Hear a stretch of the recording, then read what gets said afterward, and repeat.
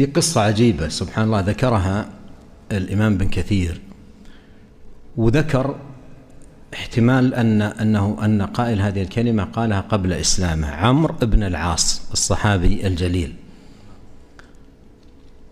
وذكر احتمال أنه قال ذلك قبل إسلامه.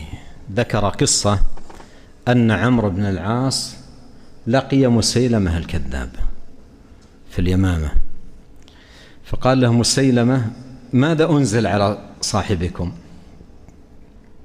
ماذا أنزل على صاحبكم؟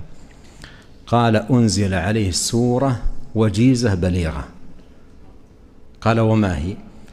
قال: والعصر إن الإنسان لفي خسر إلا الذين آمنوا وعملوا الصالحات وتواصوا بالحق وتواصوا بالصبر. وذكر ابن كثير احتمال أنه كان ذلك قبل إسلام عمرو بن العاص.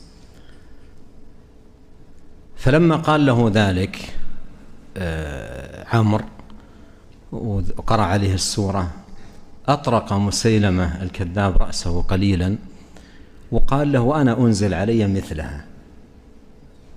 قال: وأنا أنزل علي مثلها. ثم قال: يا وبر يا وبر، لك أذنان وصدر وآخرك حقر ونقر. ثم التفت إلى عمرو وقال: ما رأيك؟ إيش ما رأيك؟